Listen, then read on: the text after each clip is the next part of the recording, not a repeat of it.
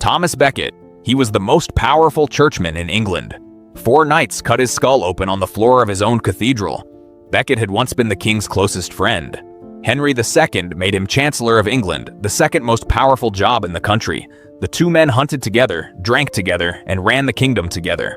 So when the role of Archbishop of Canterbury opened up, Henry knew exactly who he wanted. He handed the most important church position in England to his loyal friend. He expected Becket to take the king's side in everything. He was wrong. The moment Becket became Archbishop, he changed. He stopped serving the king and started serving the church. He fought Henry on law after law. He blocked the king's power at every turn. The friendship turned to poison. For years, the 2 men clashed until Henry could not take it anymore. One day, in a fit of rage, Henry said words that would echo through history. The exact line is disputed, but it is most often remembered as, "Will no one rid me of this turbulent priest?" 4 knights heard it as an order. Reginald Fitzurse, Hugh de Morville, William de Tracy, and Richard le Breton rode to Canterbury. On December 29, 1170, they found Becket inside the cathedral. They demanded he come with them. He refused. Instead, he sank to his knees to pray. He bowed his head down low toward the stone floor and waited for the blows to come. The first sword struck the top of his bowed head, then another. One blow sliced the top of his skull clean off just above the eyes. His head was bent so low that the blade kept going after it cut through him. It struck the hard stone floor beneath and shattered into pieces. Then one knight pushed the tip of his sword into the open head and scooped the brains out across the cathedral floor. The church punished the killers. They were cast out and sent on a long journey to the Holy Land to pay for what they had done. But Becket was already gone. Andronikos Komnenos. He ruled an empire through fear, and the people he terrorized tore him apart in the street. Andronikos was one of the most dangerous men in the Byzantine Empire long before he took the throne. He was clever, charming, and loyal to no one but himself. He spent years plotting against rivals. He was exiled again and again for it, but he always came back. In 1183, a crisis in the royal family gave him his chance. He seized the throne of Constantinople, the greatest city in the Christian world. He was in his 50s, and he meant to rule for life. He was wrong about how long that would be. Once in power, he governed the only way he knew. Anyone who might threaten him was removed. He executed rivals, crushed enemies, and ruled through pure terror. The people of the city grew to hate him. By 1185, that hatred boiled over. A rival named Isaac Angelus rose up against him. The people of Constantinople turned on their emperor. Andronikos tried to flee, but he was caught. The same crowds he had ruled through fear now had him in their hands. What they did to him is recorded mainly by a writer named Nikitas Choniates. We should be careful with his account.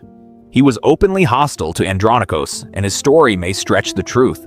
But the broad picture is not in doubt. The former emperor was tortured in public over a long stretch of time.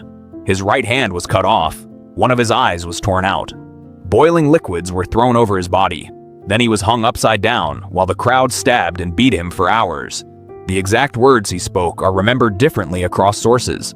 Some say he simply begged for mercy, right to the end. The man who had ruled through terror died at the mercy of people who had none left.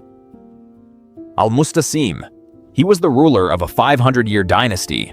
The Mongols killed him in a way designed to spill no blood. Al-Mustasim was the last Abbasid caliph of Baghdad. For 5 centuries, his family had been the spiritual leaders of the Islamic world. Baghdad was one of the great cities on earth. Its libraries held knowledge gathered over generations. Scholars, doctors, and astronomers came from across the known world to study there. The name Abbasid meant power, faith, and a line that had survived everything. In 1258, all of it ended. Hulagu Khan, a grandson of Genghis Khan, arrived outside the city with a massive Mongol army. Baghdad could not stop them. The siege lasted only days. When the walls fell, what followed was one of the most complete acts of destruction in history. The city burned. According to tradition, the Great House of Wisdom, one of the finest collections of knowledge ever gathered, was destroyed in the chaos. The exact losses are not fully known, but a world built across centuries was wiped out in weeks. Then came the question of the caliph himself. The Mongols had a belief about royal blood. As they understood it, the blood of a king must never touch the ground. A sword was not an option. An arrow was not an option.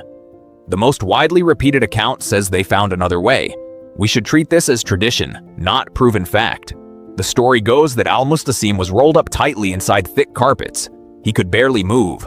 Then Mongol horsemen rode over him, again and again. The carpets kept his blood off the earth. The weight of the horses did everything else. 500 years of one of the most powerful dynasties in history did not end in a great final battle. They ended in a field outside a burning city. The ruler of the Islamic world died wrapped in a rug beneath the sound of hooves. Simon de Montfort. He helped create the English Parliament. His enemies cut his body into pieces and mailed them across the country. Simon de Montfort was the 6th Earl of Leicester and one of the most powerful nobles in England. He led a rebellion against King Henry III. He believed the king should not rule alone. He believed power should be shared. To make that real, he called a parliament that included ordinary townspeople, not just lords. For that, he is remembered today as a father of the English Parliament.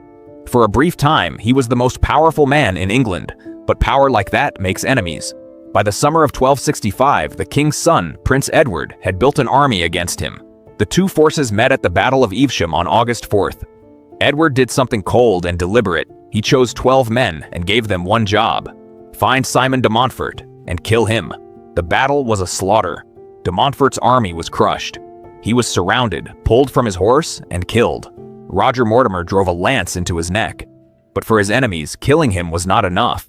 After he was dead, they went to work on his body. His head was cut off. It was sent to Wigmore Castle, a gift for Lady Maud de Mortimer. His hands and his feet were cut off too, and sent to his enemies across England as trophies. Some accounts, written by people who hated him, claim his body was mutilated even further. Those details are less certain, and may have grown in the telling. What is not in doubt is the message. This was not just a defeat. It was an attempt to erase a man completely. The body parts were scattered so far apart that no proper grave could ever bring them back together. The man who tried to give England a voice was torn apart and mailed across the kingdom in pieces. Hit subscribe. It is free, it is painless, and nobody will wrap you in a carpet and trample you for doing it. William Wallace. He spent his life fighting to free Scotland, and the English king built an execution meant to last all day. Wallace was not a king. He was not a great lord. He was an ordinary man who did something no Scottish noble had managed. He beat the English in open battle. In 1297 at Stirling Bridge, he led a Scottish army against a much larger English force and crushed it. That victory changed what people believed was possible. After that, King Edward I made catching Wallace a personal mission. Wallace held Scotland's fight together long after the nobles had made peace to protect their own lands. He raided across the border. He turned down every deal that came with surrender. He kept moving to stay one step ahead, but by 1305 his luck ran out. English soldiers caught him near Glasgow. He was taken to London in chains. At Westminster Hall, he stood before judges whose verdict was already decided. He was charged with treason. He refused to accept it. He had never sworn loyalty to the English king, he said, so he could not betray him. The court did not care. Then came the punishment. He was tied to a wooden frame and dragged behind horses through the streets of London. At a place called Smithfield, the executioners waited. He was hanged by the neck, then cut down while he was still alive. His insides were cut out and burned in front of him. Then he was beheaded. Then his body was chopped into 4 parts. Each part was sent to a different place as a warning. They went to Newcastle, Berwick, Stirling, and Perth. His head was dipped in tar and stuck on a spike on London Bridge. Edward wanted to break Scotland's spirit forever. It did not work. The man he cut into 4 pieces became the name that Scotland would never stop saying. Edward II. He was the King of England.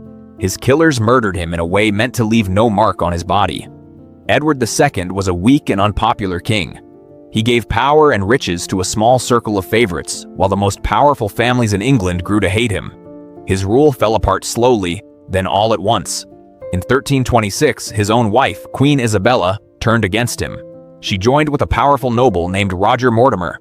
Together, they raised an army and invaded England. The support Edward had left simply melted away. The king was captured.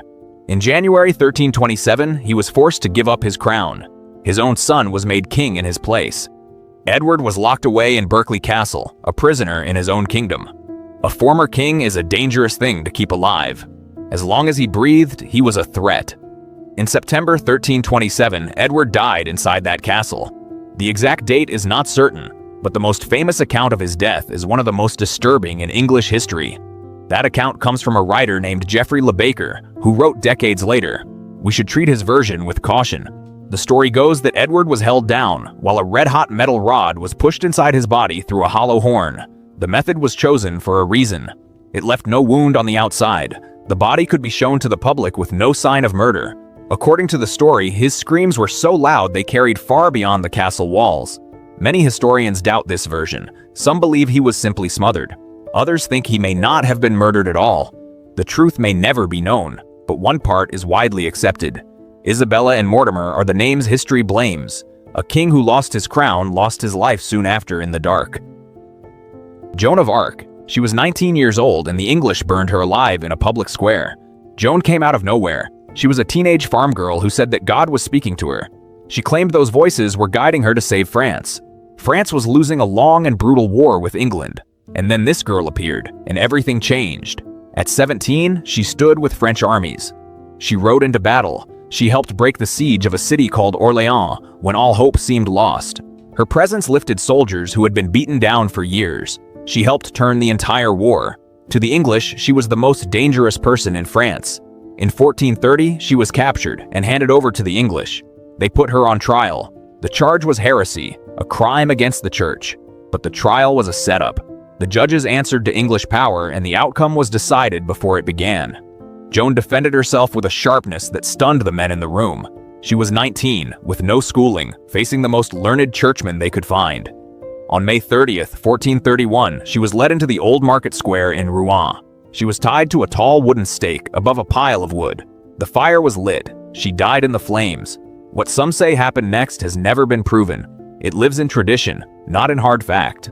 The story goes that after the fire burned through her body, her heart would not burn. They are said to have burned her remains a second time with oil, and still the heart survived.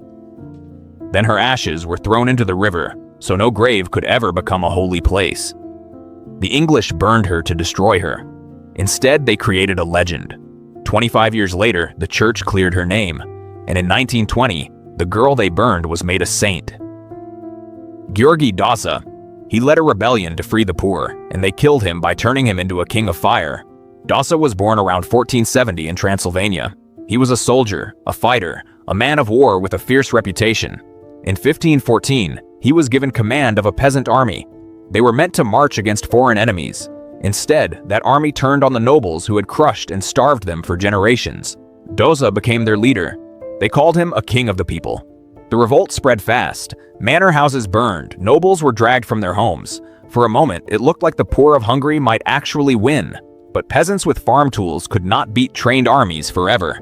At the Battle of Temesvar, Daza's forces were destroyed. He was captured alive, and the nobles decided to make an example so horrible that no one would ever rebel again. They had mocked him as a peasant king, so they decided to crown him like a king. They sat him on a throne made of iron and heated that iron until it glowed red. They placed a burning iron crown on his head. They put a glowing iron rod in his hand, the kind a king would hold. His flesh began to cook where it touched the metal, but they were not finished. His younger brother Gergely was brought out and killed right in front of him. Daza had begged for his brother to be spared. Then executioners tore at his burning flesh with hot iron pliers. Then came the worst part. A group of his own followers had been starved for days. They were forced to bite into his cooked flesh and eat it. Those who refused were killed on the spot. Daza died there on that burning throne. A historian at Yale later wrote that the execution was so savage that even people across Europe who were used to public horror were shaken by what they heard. Subscribe before you go. It is the safest decision you will make today. That bar is low, but it counts.